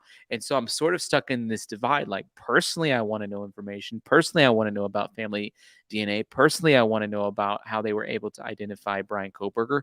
But on the other hand, I'm such a believer in the justice system and making sure that there's trials and cases that are being built that are airtight. And so I'm pretty frustrated about this. I don't know what the status is on the Gonsalves request for that non-dissemination order to be lifted off of them. I think it was ridiculous that whenever Shannon Gray, who's their attorney, requested more information from the Latell County prosecutor, the Latell County prosecutor refused to give that information. I mean, to me, that's absolutely ridiculous. And then on top of that, he said, fine, if you guys can't give me more information about the rules around this non-dissemination order, then why don't you do this? Put me in touch with the judge and let her explain it to me. Again, absolutely no response from the judge. And so then he has to talk to the Idaho Bar Association and say, can you guys please give me some more insight to what this non-dissemination order means? So he puts together a memo where he basically fights it, and then he had to refile a memo. And meanwhile, we have other family members of the victims coming out left and right speaking in the news. And then we have different news agencies from all over the place releasing information that is exclusive and never been seen or heard before. For example, even just today, we had news about Bryan Kohberger allegedly being fired with specific time and date stamps of when he was fired from his position at Washington State University. That to me seems like a significant piece of information around what's happening in this case. And then here we are for a second time getting an opportunity for genetic genealogy piece that no one has talked about yet being released. Learned it did happen, and it was crucial to this case. Terry? Right. I'm going to explain how police use genetic genealogy in this murder case that has gripped the nation, how it works, and why this Idaho case may change the nature of crime solving forever. When Moscow detectives entered the horrifying crime scene where 4 university students were found mysteriously stabbed to death November 13th, they discovered a major clue. A K-bar and knife sheath laying on the bed next to one of the bodies. But the DNA they found on that sheath led them nowhere at first because not a single match came up on the National Criminal DNA Database. So whose DNA was it? That's when investigators came up with a novel idea that up until now was typically used only in cold cases. They sent the DNA to a private lab to see if they could find a match on a public ancestry database. And it worked. Genetic genealogy was crucial in identifying the defendant in the Idaho murder case. According to a source close to the investigation, the private lab entered the DNA into a public ancestry database, and within days, cousin matches were showing up. Genealogists start the tree with the closest cousin they can. We use tools such as Ancestry.com to help build those trees. So once you get this individual's name, you can start building their family tree. And there's a lot of public records. Meantime, detectives were still looking for other clues, and they got a big one. Surveillance cameras caught a white Hyundai Elantra driving around the crime scene at the time of the murders. On November 25th, police asked other law enforcement to be. Is it just me, or is this woman anchor talking extremely fast? And I like it when people talk fast, but it just feels hurried. On the lookout for white Elantras. And 4 days later, Washington State University police say they found one, registered to Bryan Kohberger.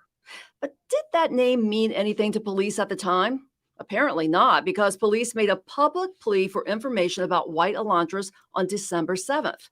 Then they began sorting through over 22,000 registered Elantras. It was the proverbial needle in a haystack. And that's where genetic genealogy became so crucial.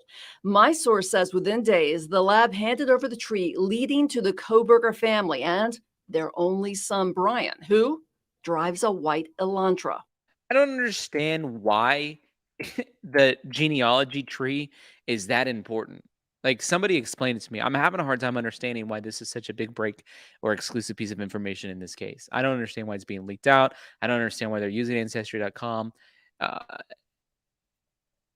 They found him based on his car, right? They found him based on his car that was in the parking lot. They didn't find him based on a piece of DNA that was a cousin match.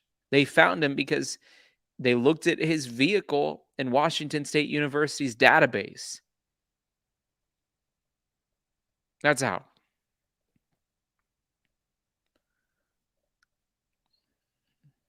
So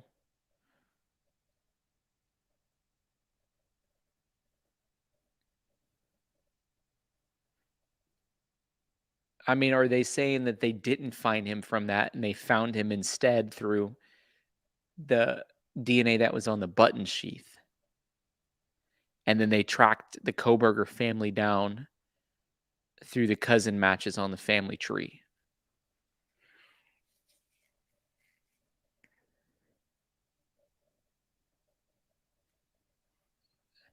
That's what I thought, Allison. You said, you're right, Tyler. They found his car and looked up his driver's license. It matched the description that Dylan gave. Hey, River, thanks for joining the Feller fam. But it sounds like what they're saying is that they took the DNA from the sheath and they ran it into the system and they built the cousin matches out. Right? If somebody was adopted, that'd be hard to figure out who they were, I bet. Like, and maybe if not if they were the ones adopted, but if they had a parent or a grandparent that was adopted, or probably especially a parent that was adopted, I think it'd be hard. Hey, Miss Lacey J, you said 150%. My thoughts exactly. We're on the same page a lot of the time. Me and you, Miss Lacey J, we are on the same page a lot of the time. And I love the number 22, $2.22. I love the number 22. The DNA tied him directly to the car that I have the crime scene. I think the laws need to change on ancestries big time. If anybody needs to be warned of this, you need to go listen to the interview that I had with Dale Carson on this show. And by the way, that video got almost 300,000 views because he's saying things that people need to hear. And it was getting shared around. He was basically saying, do not go on to any of those ancestry.coms or DNA 23andMe's. He was saying, do not ever do it. And he was an FBI agent who's a high profile attorney. He was a part of the Ted Bundy case, along with some other really high profile cases from the FBI. And then as an attorney is representing many high profile clients. And he's saying, do not give your DNA. I get the heebie-jeebies when I think about it. And I've done some research, and there's certain religious groups that are taking your DNA and they're storing it in the sides of mountains, and they know every single thing about your whole entire family. And I don't want those religious groups keeping tracks of me like that. Listen, I'm telling you this much right now. I was fearfully and wonderfully made by God himself, who knitted me together and formed me. And I don't need some weird religious group hiding my ancestry in the side of a mountain. I know who created me. 4x4 says, I'm adopted. I used Ancestry to find bio parents. Now, that's a situation where you have to weigh the pros and cons, and I can understand why you'd want to do it. I totally understand that, Laura 4x4. That makes total sense to me. But my perspective from where I'm at, I don't want to do that personally. But I can understand why someone in your position would do that for sure. Genetic genealogy is reverse DNA lookup. They got his DNA from the sheath, and his father's DNA, which is from retrieved garbage at his parents' home.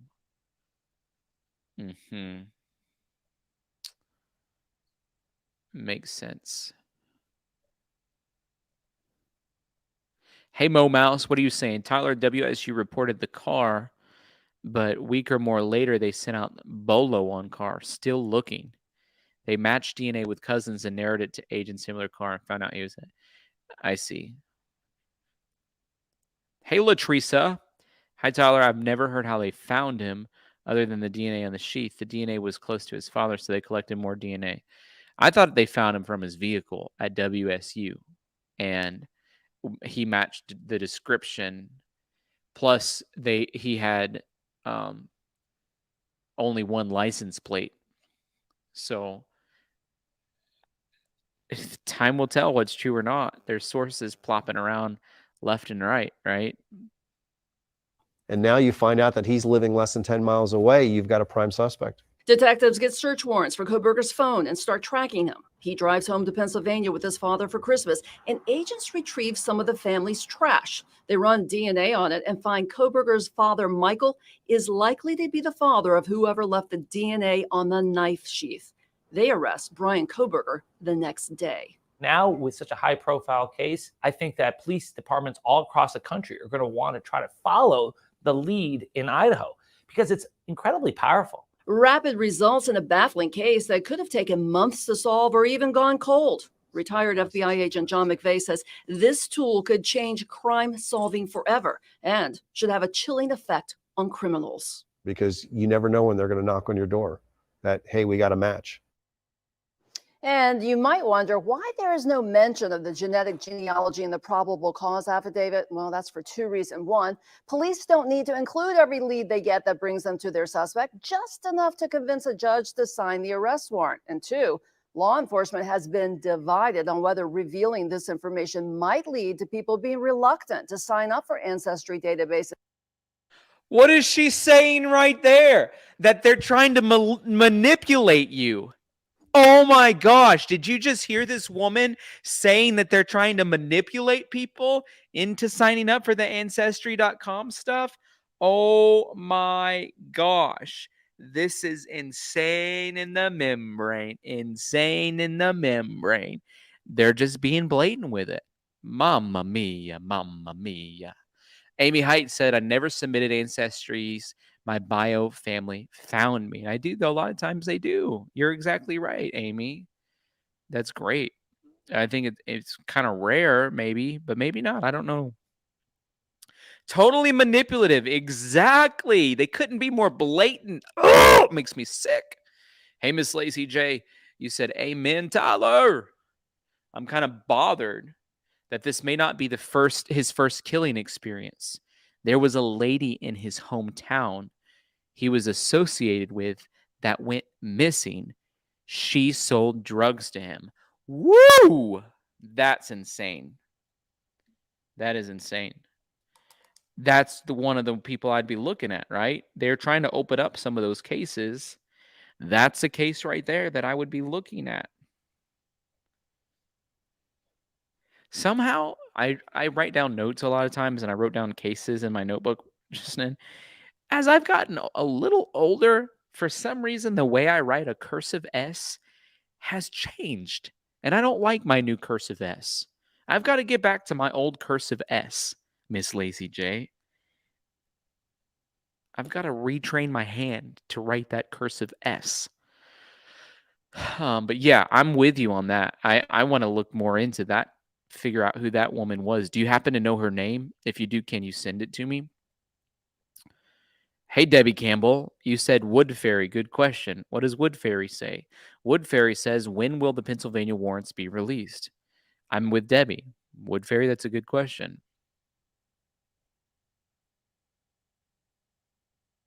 Doctor, it's great to see you. Thanks so much for coming on. Great to be here. Surprised, not surprised, that this is not the first time we've seen this, right? We've seen it with Ted Bundy. We've seen it with Charles Manson.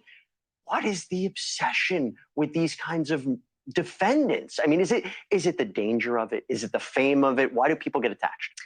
Well, they are famous, infamous, and I think there's a confusion there.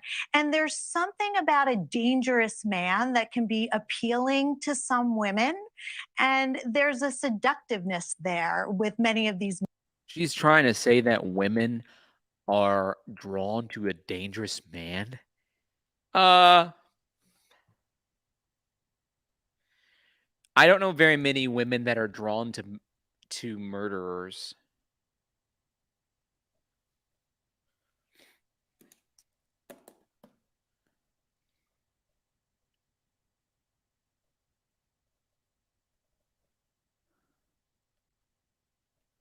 I don't. Bill says, thank God some still use cursive. I do. I use cursive mainly. Debbie says, show us your S. Debbie, not till I get it back in order. I'm telling you, I have pretty neat handwriting. I'm much neater with a pencil. I don't know why. You put a pencil in my hand, there's pretty much no one that can write neater than me. An ink pen, on the other hand, it gets a little sloppy. It's just a little too free. Like these little rollerball pens you use. It's just, I don't have as much control over it. But you're not seeing my S until I get it back in order. I'll tell you that much right now. When I get it back in order, I can show it to you. But before then, nope. Not even a glimpse. Promise you that much. Anyways, are any of you attracted to murderers? Let me know. Men in prison, so they can be very charming. The advantage of pursuing somebody who is behind bars is you don't have to deal with them in real life. So they can't frustrate you. There are bars that separate you from them. So they won't leave socks on the ground, dirty dishes in the sink. They're more of a fantasy in reality. Well, here's more of what she has to say about him. So she goes, if anyone ever says that I can't be sexually attracted to my love interest, Bryan, as well as genuinely care about his well-being at the same time, I know for a fact that they're wrong, since I feel both of those things for him. And although I'm sexually attracted to him, I also wish I had a significant mutual bond that isn't just based on. How weird do you think he felt reading that? That's what I'm wondering. Hey, Diana, you said not here. You want to date somebody who's honest and fun, that has self-awareness. Great. Hey, those are, you know what? Great categories of things to look for in people. Frank says, we need to see the S. You got to give me a little time. I put a pencil in my hand. If I had a good quality pencil in my hand, I would show you my S, because I guarantee you it'd go back to like I was in high school where we weren't even allowed to use pens yet. But the only time that I write really nice with a pen, this might sound weird, the times that I write the nicest with a pen is when I'm at a restaurant and they have one of those padded things you put your credit card into and the waitress brings it to you and you got to sign it, and you take the little padded thing and you put it on, you take your receipt and you put it on top of the padded thing. For some reason, when I write on top of one of those things, my handwriting is perfection. When I write on top of a receipt that's on top of one of those little padded things you put your credit card in, I mean, it's like the best parts of my hand start to work then. So if you really want to see me write well, you have to go to a restaurant with me. That's what I have to say about that. On sex. By the way, this is someone who's never met him. And the only reason she even knows who he is because of the horrific crimes that he's accused of. So the reason I ask you that is because it seems to me, you mentioned fame. If she's also not just writing him, she's posting on Facebook, right? She doesn't have to do that. If she really loves him, she just send him the notes. Doesn't it seem she's trying to get something out of this? Well, they've done studies, and millennials, what they want most is fame. So she could be seeking fame for herself. But when Okay, I'm not listening to this woman anymore. She said women are attracted to dangerous people. And she said the thing that millennials want more than anything else is fame. This woman might be on drugs for all I know, because the statement that she just said about all the thing that millennials want is fame more than anything else is the dumbest statement I've ever heard anybody say. No, they don't. Millennials don't want fame more than anything else. The millennials want social justice more than anything else. They're the most cause-oriented demographic of people that have ever existed. And even at that, you can't even classify the whole bunch into one pie like that. There's some bad apples in the pie. You got to move them out. They're the fame ones, maybe. I don't know, but I can't listen to this woman talk. She's over here saying that women want, look at her. She's saying women want fame. She's saying women want dangerous murderers to date. And then she's saying that millennials just want fame. I have problems with this woman's judgment. I sure do. I sure as heck do. Diana says, thank you, Tyler. I can't listen to her either. That's not what we want or they want. Exactly. I agree. Thank you for your super chat.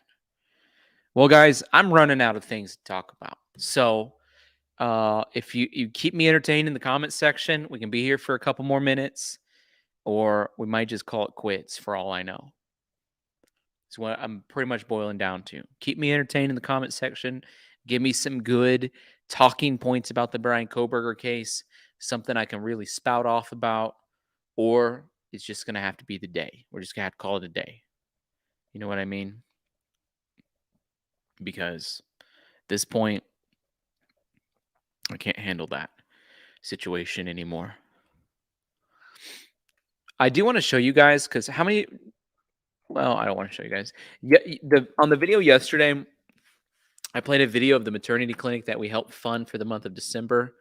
I would appreciate if you guys go and watch that video from yesterday. In some point in the live stream that I did yesterday, I talk about this maternity clinic that we were helping to support. So, all right, folks, I'm going to pray for you. And I believe that as I pray, you're going to feel the supernatural peace of God.